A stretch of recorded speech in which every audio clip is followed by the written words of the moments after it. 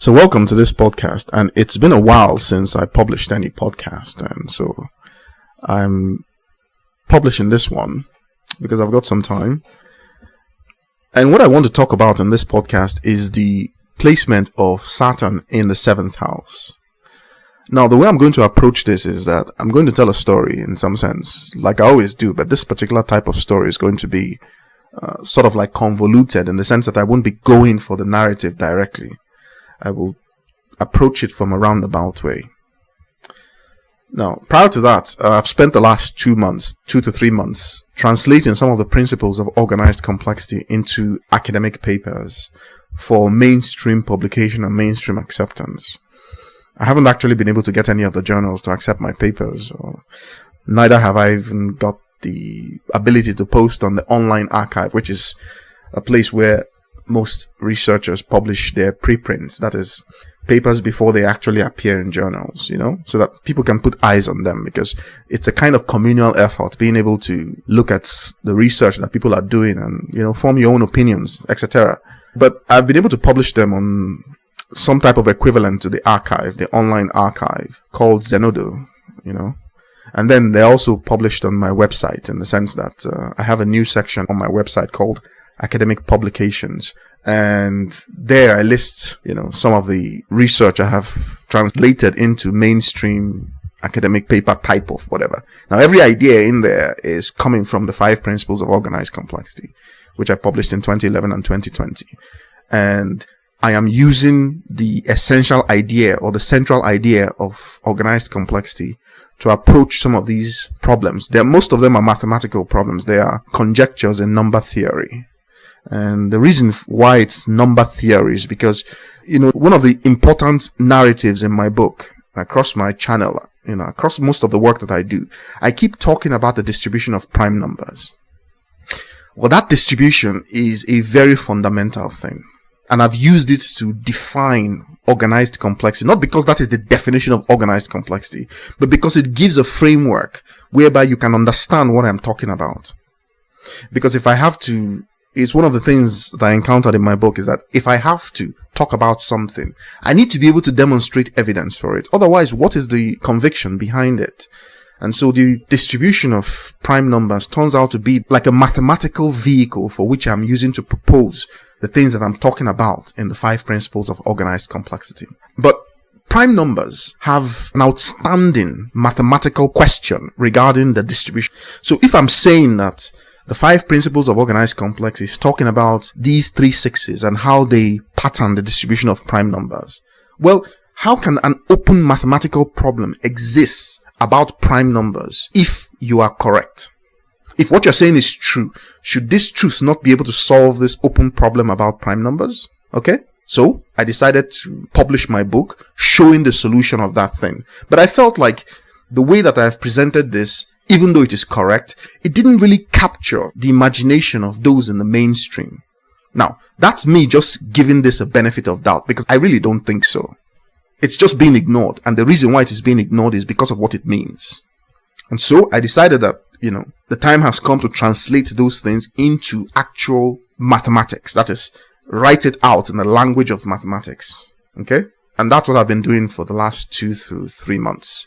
And those who are interested in this, you can go to my website, and under the section on academic publications, and you can look at the things themselves. You can look at the arguments. For those who are mathematically inclined, if you're not really in that direction, then those things will not even, you won't be able to connect with them. You won't be able to relate to them. But what I do is that I define organized complexity as a very special and unique type of dynamical system. And then I begin to use it to approach all these problems. We've, gone through almost all the problems. Most of the problems, they deal with complexity.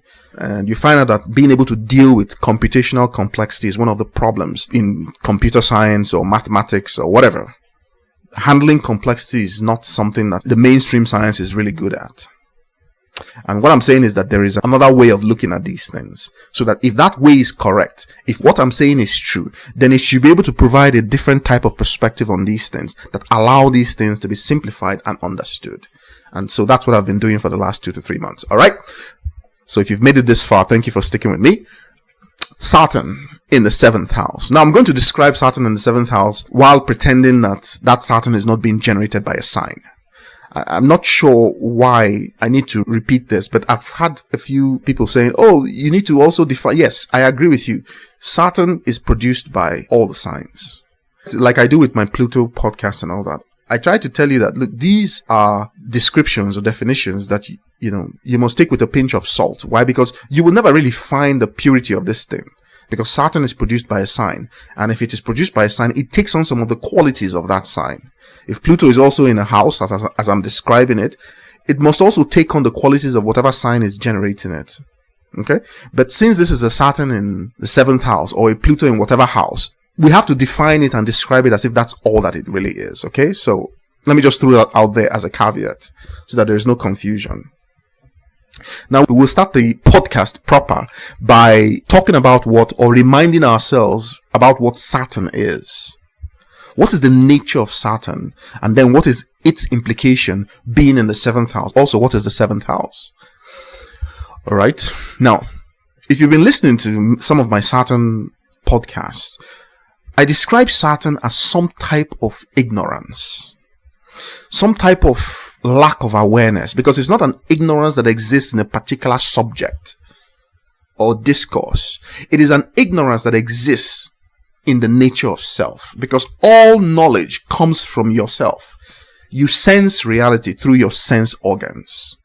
What is flowing through your sense organ? You have 5 sense organs or more. What is flowing through them is not really information in some sense, like you would have in computer science, defining such things as information. That's just one perspective. But what is flowing through are stories. A total jumble of stories. They're coming from everything. So basically, as they come in through your senses, you are gathering them up together and you are trying to make meaning of them so as to be able to define yourself around that meaning. It's a very, very important aspect of what a human being is. Because the way that you are pulling these stories from the entire universe, you're not pulling them as a blank slate. You are pulling them according to some type of internal wiring, some type of internal predisposition. Your job is to understand what that predisposition is, because you are using the stories, the jumbled up, mixed up stories coming from everything in the universe. You are using them to illuminate what you really are, so that you can catch a glimpse of what you really are. And the engine around which you are building this mechanism is what I call your core. So for those who haven't heard, this year, 2025, I started what I call the Prometheus program. And it's really a program that is designed to address the core of a human being. Because that core, the way that it sits is that it is sexual. Necessarily. Because of where it is coming from. Okay? Now, your core is like this engine that is just moving around. It's the way that nature implements unity.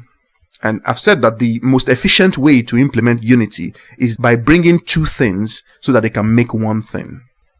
That is, if you want to implement unity as a process that can be observed, then the cheapest way to do it, or the easiest way, let me not use the term cheap, there's nothing cheap about life. The easiest way to do it, the most efficient, is to bring 2 things to become one. You can bring 3 things to become one, but it's more expensive because you have to make the 3 things. That by taking 2 things, by building 2 things and building them in a way that they can connect to each other seamlessly, the seamlessness of that connection and the fact that unity is achieved, that is what triggers the birth, the continuity of life. Okay? And this needs to be implemented as a biophysical process. It's not a fairy tale. Everything needs to be implemented precisely. Alright? So that's what a human being is. A human being takes the information flowing through, all the stories flowing from the entire universe, and using the core to map it into meaning as a way of defining what you are. These are our stories. As such, we're really here to make love stories. Love stories represent the highest possible stories that we can tell. In some sense, it is a currency or a measure of our own life experience. I like to think of it as a thing that we are questioned about. The only thing that we're questioned about when this life is over is what were the nature of your love stories. Because the core is very sexual, and sex on its own without meaning, then you are in the reality of animals. We are different. We're human beings. We take the same sexuality and we elevate them into love stories. That's what it really means to be a human being. And Saturn in Libra, or in the 7th house, really is impacting the process of making those love stories. Saturn is the ignorance that exists in that process. It is the way that your consciousness sits while you are doing something that you don't know that you are doing. The Saturn is the fact that you don't know that you are doing that. So that you're not aware of that part of yourself. And the more lack of awareness that you have, the more powerful, the greater the ability of that Saturn. And the way that the Saturn behaves is that it accuses you. It accuses you in a very specific way, which you begin to pattern when you're a little child. You pattern the accusations after the authority figures that you identify in your reality. You map yourself into those structures, and the Saturn takes on that form. Not because that's what the Saturn is. The Saturn is within you. But you have to give it form. You have to map it into something. And so it becomes the nature of your accusations. Now, what I do in the Prometheus program is that I make this transparent as a guided, facilitated process so that you understand the nature of your accusations, where they're coming from, and why. Because the only thing the accusations can do is to accuse the core. But it's impossible to accuse the core. The core is blameless. Your job is to take the narratives that are being spun into existence by that core and to elevate it to the most beautiful, the most truthful narratives. And I've told you that this process, what it is really akin to, it is the construction of love stories. And so that your life as a human being, because the core is very sexual, but your life as a human being revolves around the type of stories that you give to that sexual function. What you are doing is that you are looking for your own truth. It's a very important thing because the way that your brain is built, it is built to reconstruct this truth from all the stories that are flowing into it. And it is doing so in a very precise biochemical, biophysical form. That's why the human being exists. That's why you are built. That's why you exist. You are here to elevate the beauty and the truth of the core. So in the Prometheus program, what we do is we identify the impediments because they are in the form of accusations. And their job is to limit you till you become, the pain becomes so much you're like, where am I? What is all this? Life has no meaning. No, life has meaning. You just need to get out of your own way. But people don't choose to be in their own way. It's not a conscious thing that you're doing. The seed for crystallizing the Saturn is denial. Denial is the narrative that you construct as an act of will in order to oppose a truth that you are not ready to accept. And that's how you stand in your own way. And where you have Saturn in your natal chart is telling you where you are doing that thing. Where you cannot accept who you are because there's something that is making you deny that process. And in the Prometheus program, we open all of this up. That is the entire idea. It is not easy, but it is very rewarding. So that I define it as the pathway to success. Because what success really is when your convictions can manifest as realities. Your convictions are taking place very deep inside you, beyond your conscious will. They revolve around the things that you can accept. There's a process that builds conviction. I'm not going to discuss all of that. If you want to get the detailed process, you have to come join my classes. I'm sure I've explained a couple of it all through my videos, But this conviction process that sits, once it sits, it generates something that begins to tell its own stories. And this thing, what it wants to do is that it wants to identify the nature of its own significance, and it wants to demonstrate that significance to the world. And so you have a story that begins in the sign of Cancer and goes all the way to the sign of Capricorn. It's also a narrative that is encoded as the pathway from the 4th house to the 10th house. This process can't really begin until the translation is made. So the sign of Cancer must become the sign of Leo, which must then become the sign of Virgo, and then the sign of Libra. And Libra is associated with the 7th house. Now, what Libra really is, some people interpret it as some type of social sign. Yes, it is, it's one of its manifestations. But what it really is, it is the part of the narrative that started as a singularity when you were born. It is part of that narrative where you now begin to define yourself within the context of another. Because remember, male, female, it is the way to achieve unity. And so the process of defining the self within the context of another is because you are searching for unity. And unity is a prerequisite for your core. Because your core sits as a unity, whether you are aware of it or not. And so your primary drive is to create that unity. Let me put it that way. It's the thing behind all your stories. Depends on whether you are aware of it or not. Okay? And the best stories that the core is looking for, what the core is really looking for, it wants the most beautiful, the most truthful of those stories. That is, the one that you are sleeping with, where you derive the maximum pleasure and enjoyment and love. That's the one that the core really wants. The rest of it, it's your story, it's your fabrication, is whatever it is that you're telling yourself. But there is truth for everybody, and that truth is connected to the core. So in the Prometheus program, we open everything. That's what we do. We just spectralize the whole thing so that everything can show. It depends. I mean, if you want to be successful, if you want success, and I've said before, success is not just about the money you have in the bank. Money is just a narrative. Astrological charts don't code for money. They code for narratives. Okay? Now, that sign of Libra literally is the type of condition that you associate with the 7th house, where a sense of being meets a reality where they need to make space for other people and other things. And so they perceive this as a boundary. You look at all the boundary structures that you have. For instance, your immediate sense of perception of boundary is your skin. It's the boundary of what you consider your physical self. It's not a real boundary, because when you really understand what the self is, you know that that's not a boundary. It just appears to be a boundary because of the narrative that is being told. Now, anything that you perceive to be outside of yourself, you see it as outside of your skin in some sense. So there are other people, other things, and that way you're able to form a distinction between yourself and something else. But like I've said, it's apparent. It's not real. It's just the way that the narrative looks, so that you can tell yourself story of bringing two things together as one. Saturn in the 7th house is the fact that you are trying to bring unity together without being aware of the unity that you are trying to bring together.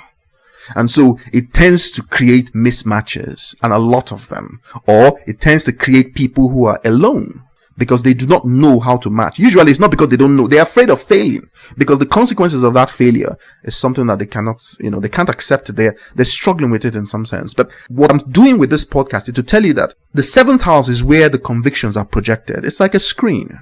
A screen. You go to the movie theater and you get to, you watch a movie, but the movie is being projected on a screen. You have no idea the literal correctness of this. It's literally how it is. A projection on a screen. And so what you're seeing on that screen is not happening on the screen. It's happening much earlier. It's just being projected on the screen. So if you imagine the 7th house where you meet other people or you meet other realities and you engage in this social, lighthearted, getting to know you process, well, that's just a manifestation of something that is going on deeper within the psyche. The thing that is doing the projecting. The way that thing is sitting, its truth is what is being projected on that screen. So normally when people are isolated or they're alone or they don't know how to get along with people, they think of it on that level. So let's just twist a few knobs on that level and see how we can get people together or how we can be with other people. No! That means that you do not understand the problem. The screen is not the problem. The screen's job is to showcase whatever it is that is projected on it. That's it. The idea is that the projection itself contains the details of narratives that allow you to create unity with another person. And unity is the gap that exists between you and another person is a function of knowledge. But it's not a knowledge of any particular thing. It is the knowledge of self. And the knowledge of self is the key function from which all other knowledges emerge. And you construct this knowledge of self by mapping into the stories that are flowing through the universe everywhere. You are selecting some, suppressing others. That ability to select some types of narratives and reject the others, well, that is what we are looking at when we are examining your natal chart. That's really what it is. So that you are born as a certain type of narrative, the potential for it. And so your life story basically is about your potential narrative unfolding. Alright? It's science. It's not mystical, whatever. It's science that you can understand. You can understand it to the point where you can now begin to connect it with mainstream science. It's the perspective that you get when you begin to understand organized complexity. Okay? So what astrologically are the implications of having Saturn in the 7th house? Well, it revolves around you not being able to accept that you are worthy of being with people, or you're worthy of initiating the process that builds unity. Usually, such people on other parts of the natal chart, they are given a very strong need for their core to express itself. So it's almost like setting things in opposition. Well, when things are in opposition like that, they must reconcile. And the process of reconciliation is what is known as conflict. And the conflict sits in the person as the inability to accept this thing about their core. And so they go into denial. Denial is an act of will, so it is exhausting. It is designed to wear you down. That's the entire point. And while it is doing so, you are grappling with accusations. But no one knows you better than you know yourself. So the accusations that you generate against yourself, they are the most powerful.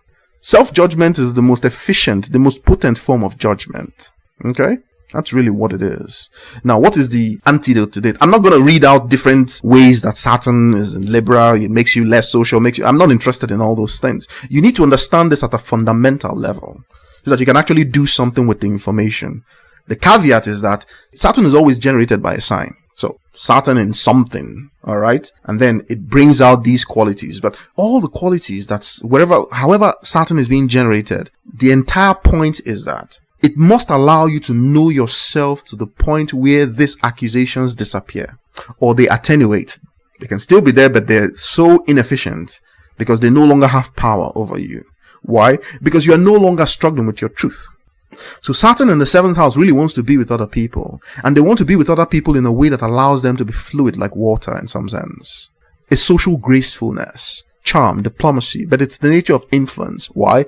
Because the core is very powerful. Like I told you, it's sexual. Do you know the power of sex? Because everybody's motive is coming from there. So how you tell the stories regarding the motives that are emanating from your core, well, that's up to you. But there is only one story, really. But, free will means that you have to have the illusion of being able to tell all your stories, whichever way you want. But that's not what's really going on. But that's the way it has to look to you until you can reconcile yourself to yourself. Okay?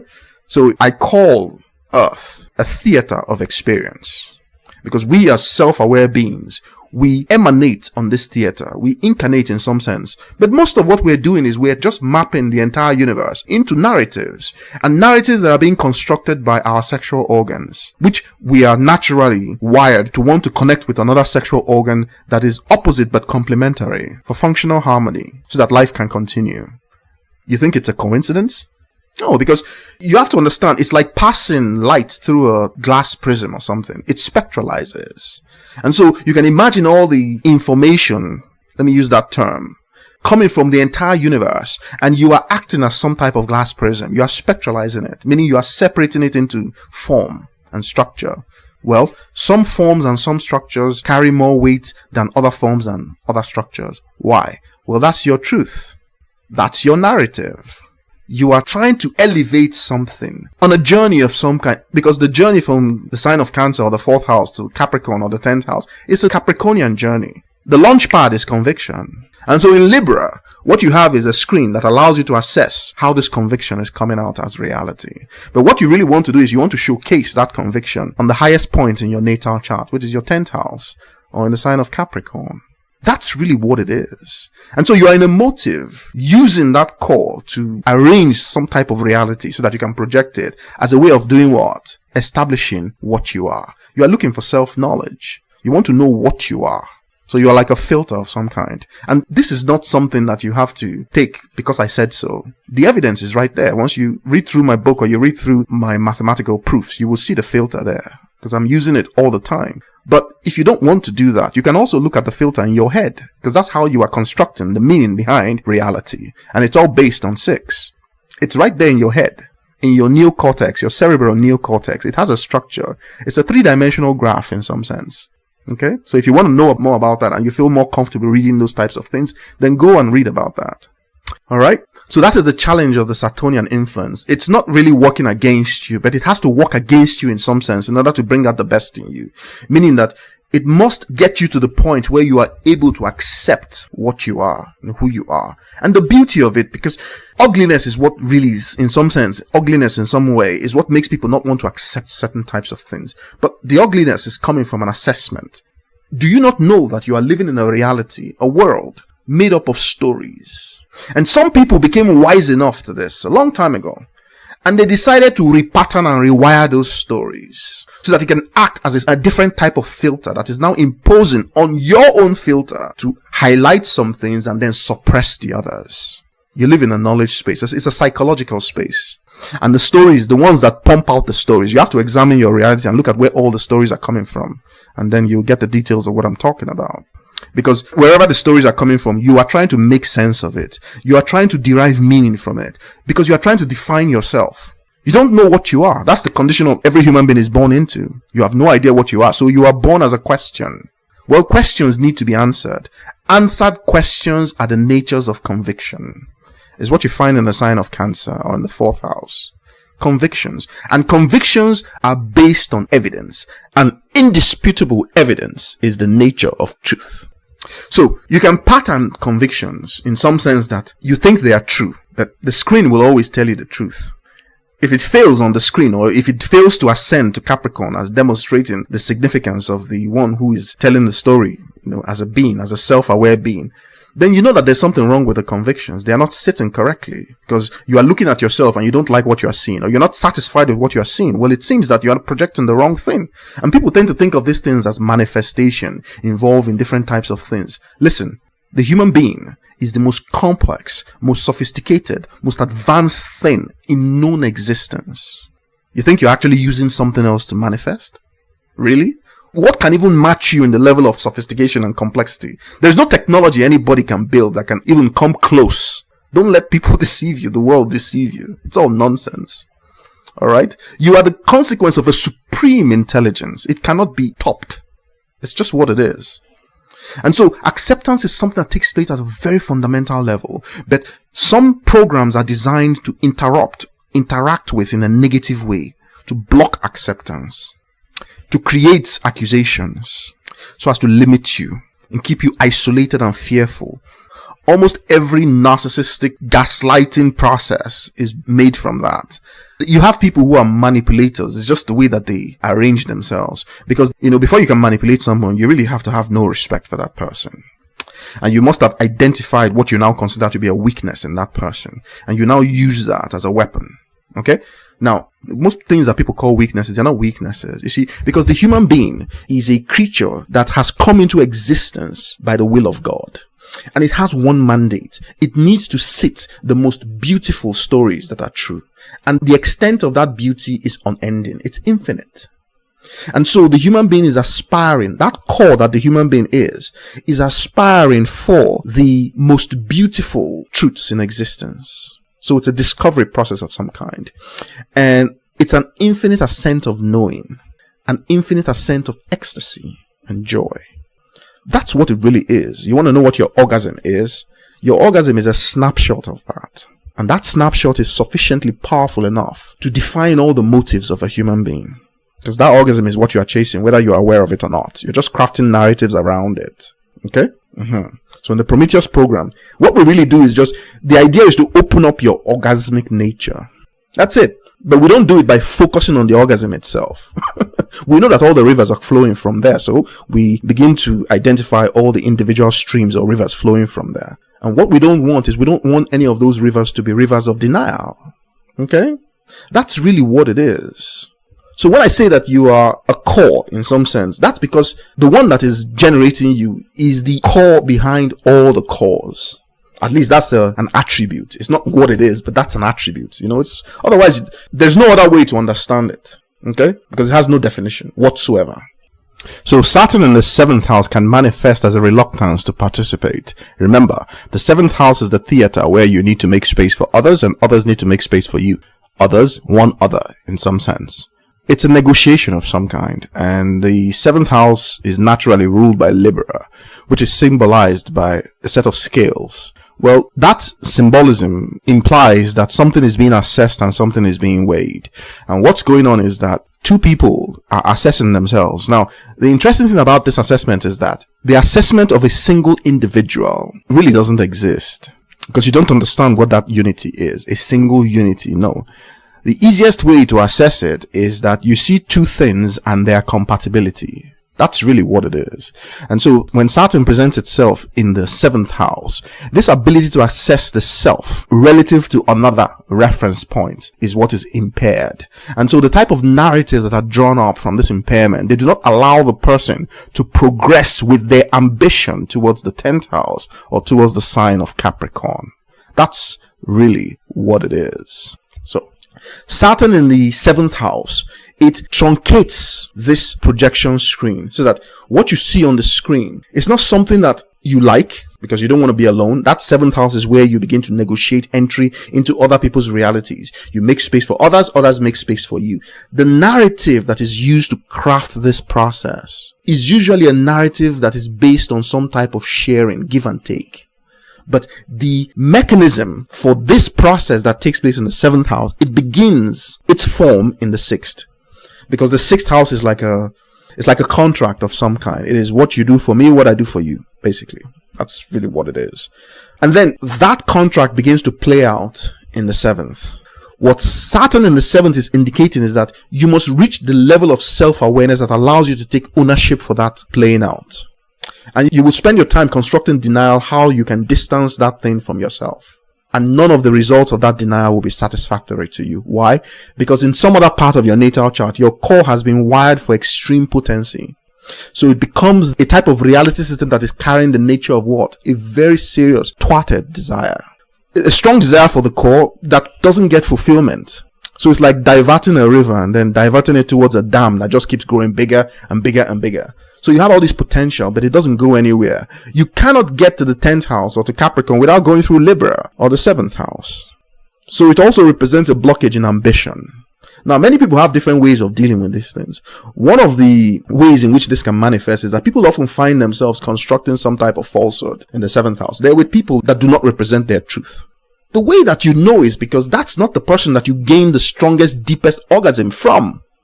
I mean, you can imagine that this orgasmic thing, right? Who doesn't like a new experience? So, okay, you sleep with one person. There's some people who, in order to refresh their orgasmic nature, they need frequent mates. They need to go from one person to another, etc. That is the way that they are defining that story because of the way that thing is sitting within them. It doesn't mean that that is the nature of that thing. Okay? Because the sense of pleasure that begins when you're a very little child, that is, you are born with a very specific sense of pleasure that is defined by your ability to taste.